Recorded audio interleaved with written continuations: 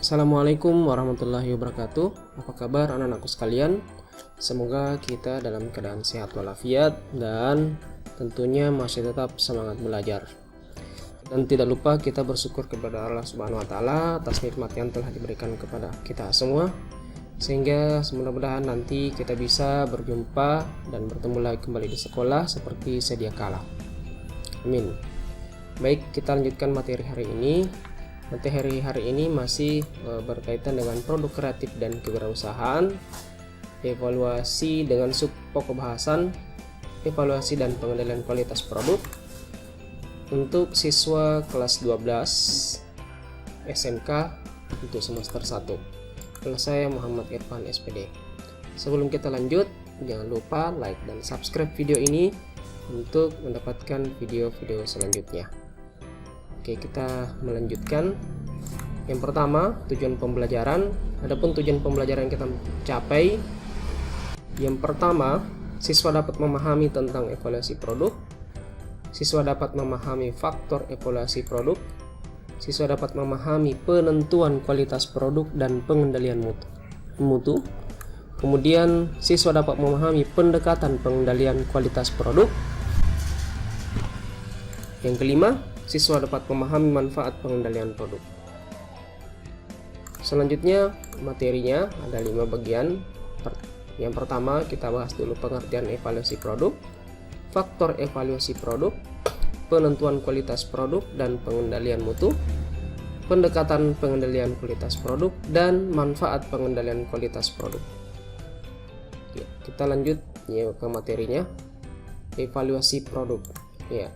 Sebuah produk yang dihasilkan atau dipasarkan dan digunakan oleh konsumen tetap harus dinamakan evaluasi, ya. Jadi tetap harus diperiksa kembali bagaimana produknya dan sebagainya, tetap harus ditinjau kembali, tetap harus namanya penjaminan mutu agar orang bisa atau perusahaan tersebut bisa mengkontrol produknya yang dihasilkan. Jadi evaluasi produk itu perlu dilakukan agar perusahaan bisa memantau setiap kerusakan produk, kemudian dicari penyebabnya dan segera dilakukan perbaikan.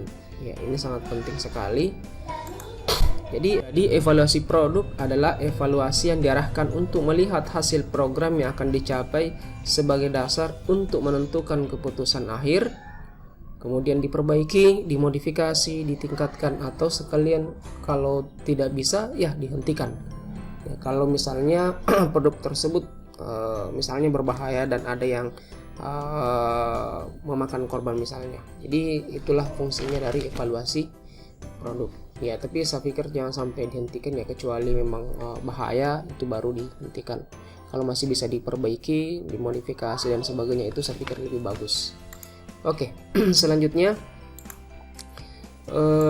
adapun faktor-faktor untuk mengevaluasi kepuasan produk menurut Garvin dalam Logbook tahun 94. Yang pertama, reputasi produk.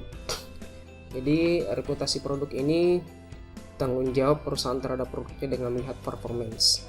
Jadi untuk mendapatkan reputasi yang baik sebuah produk itu adalah tanggung jawab ya perusahaan terhadap produknya. Yang kedua, adanya tambahan fitur atau pelengkap. Agar supaya kepuasan pelanggan ini bertambah, perlu dinamakan tambahan fitur tambahan atau pelengkap. Ya, kalau mungkin di kendaraan atau misalnya di lampu, kalau lampu dulu hanya fungsinya satu nyala saja, ya, apakah bisa mungkin nanti ditambah dengan wifi, mungkin warnanya bisa diganti-ganti, ya itu saya pikir jadi evaluasi, ya, bisa jadi pelengkap fitur yang produksinya. Yang ketiga, kehandalan. Inilah hal yang penting, keandalan atau reliability. Kemungkinan kecil akan mengalami kerusakan atau kegagalan, ya. Jadi rusaknya barang atau misalnya terjadinya kegagalan itu perlu diperhatikan dalam hal kepuasan produksi. Yang keempat adalah kesesuaian dengan spesifikasi. Jadi bahasanya adalah conformity to specification. Artinya barang yang dibuat itu harus sesuai dengan spesifikasinya. Biasanya itu tercantum dalam buku manual ya, buku petunjuknya apakah sesuai dengan merek, tipenya dan sebagainya, dan barang yang dibeli oleh konsumen. Baik, selanjutnya yang kelima masih terkait dengan evaluasi kepuasan produksi. Yang pertama, daya tahan ya, atau istilahnya durability.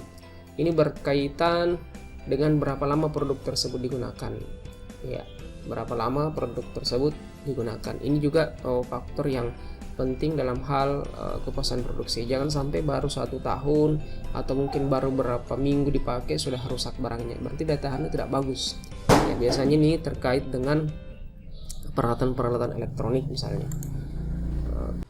Kemudian yang keenam, kemampuan pelayanan atau serviceability. Ini berkaitan dengan kecepatan kompetensi, kenyamanan, mudah direspirasi, serta penanggulangan keluhan yang memuaskan. Jadi kalau misalnya ada masalah dan sebagainya, ketika di kontak servisnya dihubungi, mereka cepat respon. Itu adalah kemampuan dari segi pelayanan. Yang ketujuh adalah estetika atau aesthetibility, berkaitan dengan pertimbangan pribadi. Ini kembali ke konsumennya, bagaimana menurut dia barangnya, apakah puas memakainya misalnya, atau dia merasa kurang puas dan sebagainya. Itu perlu diperhatikan. Yang kedelapan atau yang terakhir adalah kualitas yang dirasakan atau perception quality. Ini berkaitan dengan perasaan pelanggan dalam mengkonsumsi produk tersebut. Jadi ada 7 faktor evaluasi kepuasan produksi. Ini juga jadi evaluasi dari produk yang kita buat nantinya. Kemudian selanjutnya, penentuan kualitas produk dan pengendalian mutu produk.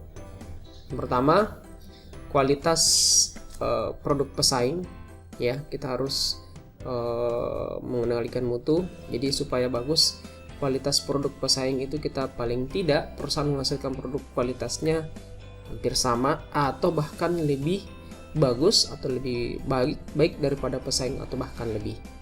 Kemudian yang kedua, untuk menentukan kualitas produk itu manfaat akhir dari produk. Jadi apakah produk tersebut sebagai produk akhir atau produk perantara untuk diproduksi lebih lanjut. Misalnya ada barang diproduksi, apakah masih ada lagi produk setelahnya itu. Contoh mungkin yang dalam kehidupan sehari-hari, HP yang dulu awalnya hanya sekedar untuk telepon dan SMS, sekarang fungsinya berubah lagi. Ya, jadi makin berkembang, dipasang lagi kamera, dipasang lagi untuk internet, bisa wifi dan sebagainya. Ya, saya pikir itu banyak. Kemudian yang ketiga, untuk penentuan kualitasnya, keseimbangan antara harga dan kualitas. Jadi ini juga perlu. Jadi konsumen akan membeli dengan harga tinggi bila kualitas dari produk terjamin atau berkualitas. Jadi konsumen itu melihat dari segi kualitasnya. Dia akan pasti beli dengan barang yang meskipun mahal tapi kualitasnya bagus, dibandingkan misalnya ada juga konsumen yang hanya sekedar beli tanpa memperhatikan kualitasnya, tapi nanti akhirnya mereka akan kecewa. Jadi mungkin juga tergantung dari segi kondisi ekonomi. Misalnya dari segi uangnya hanya sekian, yang mampu dia beli sekian saja ya. Jadi biasanya adalah kelas ekonomi ya. Jadi dia berdasarkan budgetnya, berdasarkan dana yang dia siapkan, seperti itu. Kemudian selanjutnya, pendekatan pengendalian kualitas produk. Jadi pendekatannya, jadi pengendalian kualitas itu bertujuan untuk mencegah terjadinya penyimpangan baik bahan, tenaga, waktu maupun kualitas barang.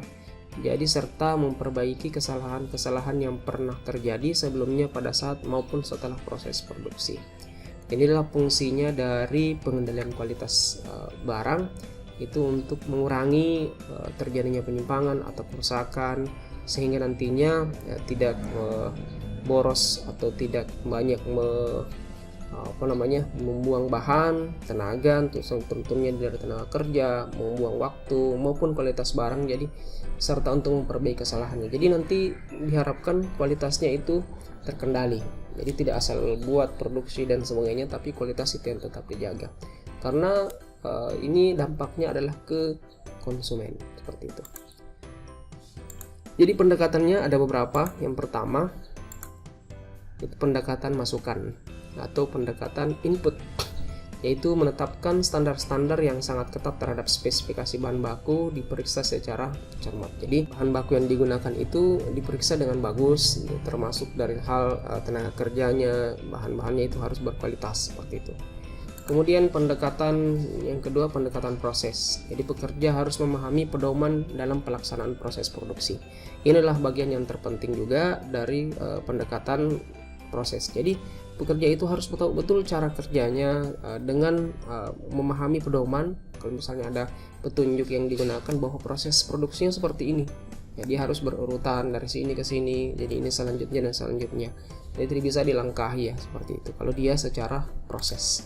Kemudian yang ketiga adalah pendekatan keluaran, yaitu melihat kesesuaian produk akhir dengan pesanan atau standar yang telah ditetapkan. Jadi ini adalah bagian dari output. Jadi input, proses, dan outputnya.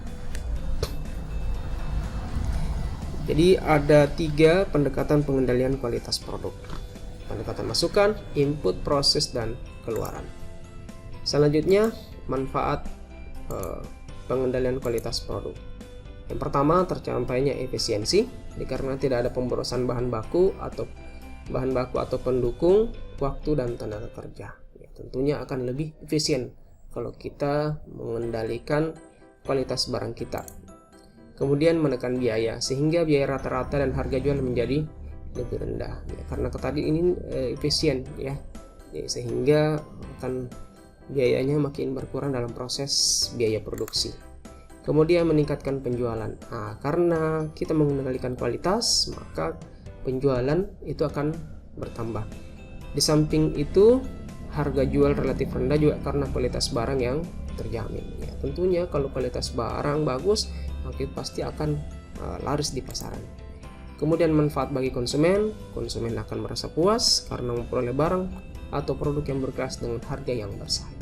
Ya, dampaknya pasti akan ke konsumen. Begitulah seterusnya. Jika bagus pengendalian kualitasnya, biayanya makin tidak terlalu banyak, kemudian penjualan juga makin beruntung, perusahaan akan mendapat untung yang bagus, dan konsumen merasa puas dengan barang produk yang telah dia beli.